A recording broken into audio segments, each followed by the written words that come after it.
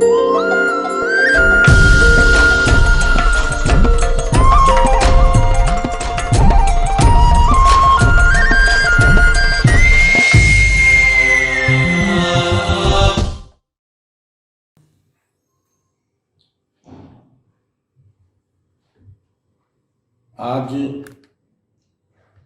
ये लाइव हो रहा है। विचारक बजरंग मुनि जी आपके सामने प्रस्तुत हैं और अपने विचार को रखेंगे। समस्याओं के समाधान के असफल प्रयत्न और उसके कारण। आज इस विषय पर अपनी बात रखने जा रहे हैं मुनि जी। मेरा आग्रह ये है कि समस्याओं के वो किस तरह की समस्याएं किस वर्ग में कहाँ हैं, उनका विस्तारीकरण होना चाहिए। केवल समस्या कह देने से तो ये तो सर्वनाम हो गया, तो संज्ञा में बात होनी चाहिए स्पष्ट रूप से कि किन प्रकार के समस्याओं की निराकरण का असफल प्रयास हुआ है, उसका कारण क्या है। विषय बड़ा ही महत्वपूर्ण है क्योंकि सारी दुनिया समस्याओं से जूझ रही है।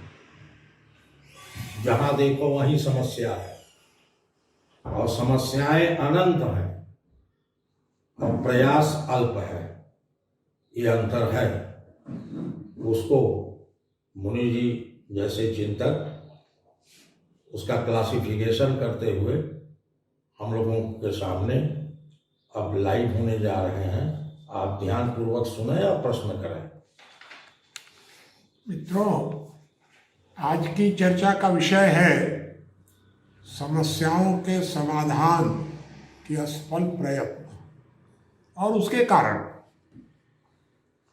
ये मनुष्य एक प्राकृतिक इकाई है। मनुष्य जो है उसकी संरचना कुछ इस प्रकार की है, शारीरिक संरचना, कि उसके अंदर प्रकृति ने समस्याओं के समाधान के सारे उपकरण शरीर के अंदर मौजूद हैं। यदि व्यक्ति खान पान में गड़बड़ी न करे, रहन सहन में गड़बड़ी न करे, अर्थात प्राकृतिक नियमों का ठीक ढंग से अपने हिसाब से पालन करता रहे, तो शरीर में या तो समस्या पैदा नहीं होगी। अगर कोई पैदा होगी तो वो शरीर के अंदर ही उसका समाधान हो जाएगा। बाहर से आपको उसके लिए दवा नहीं करनी पड़ेगी। शरीर के अंदर बीमारियां तब आती हैं कि जब आप अपने प्राकृतिक रहन सहन में किसी प्रकार की विकृति पैदा करते हैं। इसी तरह समाज व्यवस्था भी जो बनी है, ये सामाजिक व्यवस्था, समाज जो है ये प्राकृतिक इकाई है। तो समाज में भी यदि कोई विकृति आती है तो उसके समाधान के प्रयत्न भी समाज में अपने आप होते रहते हैं। अपने आप आपको अलग से कोई प्रयत्न करने की आवश्यकता नहीं पड़ती है, बशर्ते कि आप खुद समस्या पैदा न करें समाज के अंदर। अब वर्तमान स्थिति देख लीजिए।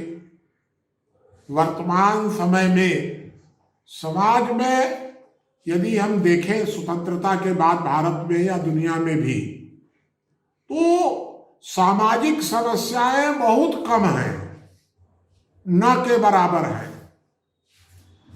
जो है भी सामाजिक समस्याएं, वे भी पैदा की हुई है नहीं वास्तव में।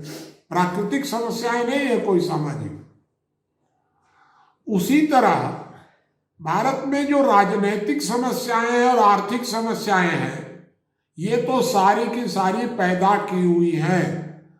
कोई भी समस्या प्राकृतिक नहीं है। ये जो समस्याएं हैं ये पैदा क्यों की गई? क्योंकि राज्य हमेशा ये चाहता है, समाज में दो तरह के लोग हैं, एक शरीफ, एक चालाक। शरीफ माने भावना प्रधान, चालाक मतलब बुद्धि प्रधान।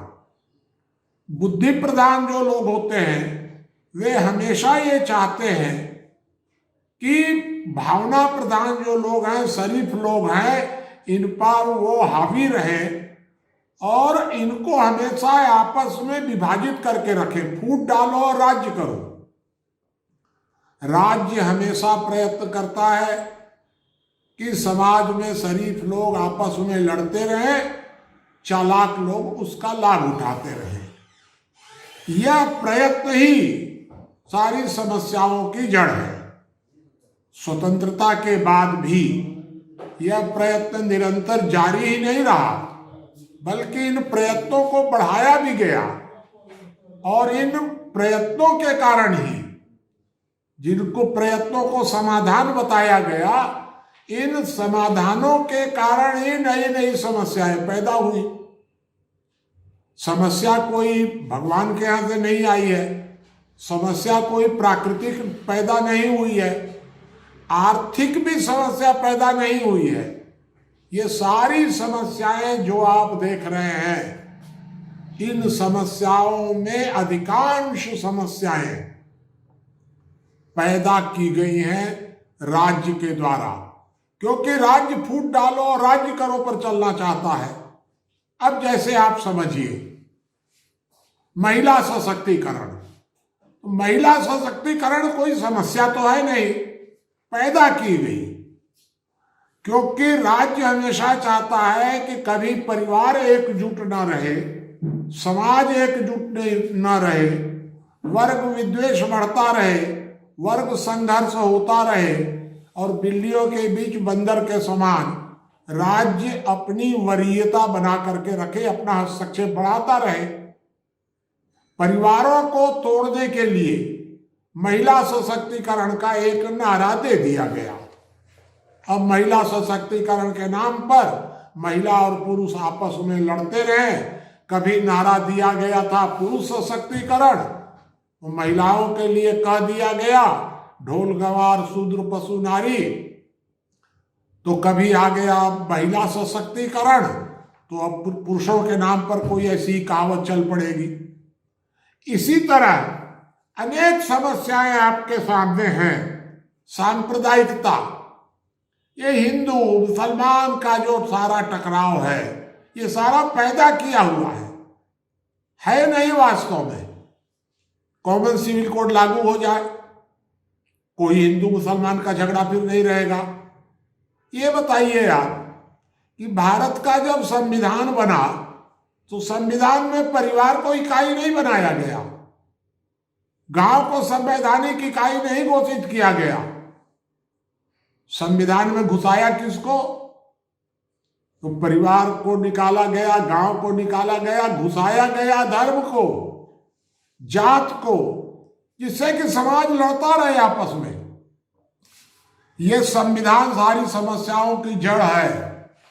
इस संविधान में संशोधन इस प्रकार से होना चाहिए कि ये सारे झगड़े माने अपने आप खत्म हो जाए।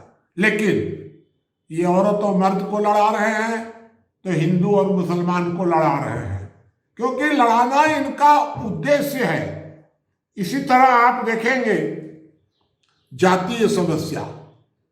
अरे भाई, इस भारत में कहाँ से आदिवासी, कहाँ से गैर आदिवासी, कहाँ अवर्ण, कहाँ सवर्ण, क्या मतलब है? सब कौन बनाया है? कहीं प्राकृतिक बने हुए हैं क्या? भारत में आदिवासी कौन बनाया? सारे धूर्तों ने बनाया, क्योंकि आदिवासी गैर आदिवासी के नाम पर हम लड़ते रहे और ये लोग मजा लेते रहे लड़ा भिड़ा करके। तो ये सारा जो है ये संविधान में डाला गया, जानबूझकर डाला गया, लड़ाने भिड़ाने के लिए डाला गया। ये संविधान में कोई ऐसा नहीं है कि कोई गलती हुई है, नीयत खराब थी इन लोगों की।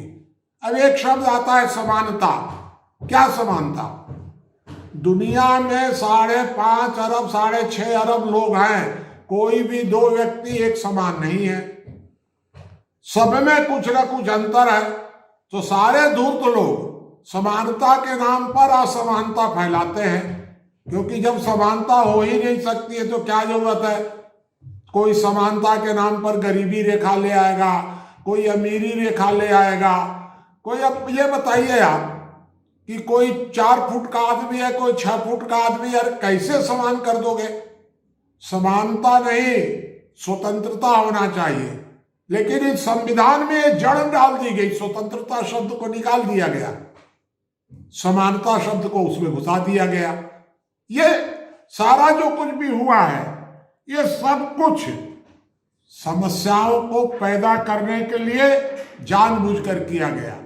और मुख्य उद्देश्य ये था कि व्यक्ति व्यक्ति आपस में लड़ते रहे, परिवार व्यवस्था पूरी टूट जाए, समाज व्यवस्था टूट जाए और राज्य व्यवस्था समाज को निरंतर गुलाम बना करके चलती रहे। प्रश्न उठता है कि ये अनेक है ऐसी बातें। मैंने तो आपके सामने छोटे छोटे 2-3 केवल उदाहरण रखे हैं। यदि इसको कहा जाए तो घंटों 50 उदाहरण दिए जा सकते हैं। मुख्य प्रश्न ये है कि भाई अब इसका समाधान वर्तमान में क्या हो सकता है। तो वर्तमान में हम समाधान की यहां से शुरुआत कर सकते हैं। देखिए, राज्य अपना पैदा कर रहा है समस्याएं, तो राज्य पर कोई ना कोई नियंत्रण होने का एक प्रयास होना चाहिए। उसके लिए हम लोग अलग से विचार करेंगे। लेकिन हम एक सामाजिक प्रयास भी कर सकते हैं, और वो प्रयास ये है परिवार की एकजुटता, परिवार सशक्तिकरण का नारा दिया जाए, समाज सशक्तिकरण का नारा दिया जाए, सामाजिक एकजुटता हो। और दूसरी बात कि समाज में शराफत छोड़िए, समझदारी से काम लीजिए। जब तक आप शरीफ रहेंगे, धूर्त लोग आपको लड़ा भिड़ा करके और मजा उठाते रहेंगे। शराफत छोड़िए, समझदारी से काम लीजिए, आपस में बैठ करके विचार मंथन करिए, चिंतन करिए। बल प्रयोग नहीं, हिंसा से नहीं, लाठी से कोई निर्णय नहीं होगा। निर्णय होगा संवाद से होगा। समाज में संवाद प्रणाली जागृत कीजिए, मंथन प्रणाली जागृत कीजिए, लड़ने भिड़ने वालों से थोड़ी दूरी बनाइए। मेरे विचार से समाज सशक्तिकरण, परिवार सशक्तिकरण और समझदारी का विकास, ये 3 प्रयत्न यदि हम लोग शुरुआत करें तो वर्तमान समस्याओं का समाधान ही हो जाएगा, ऐसा गारंटी नहीं है, लेकिन समाधान की शुरुआत हो जाएगी। हम यहाँ से प्रारंभ करने का प्रयास करें। ये मेरा आप लोगों को एक संदेश है। आप इसके बाद जो भी प्रश्न करेंगे, उन प्रश्नों पर हम और चर्चा कर लेंगे।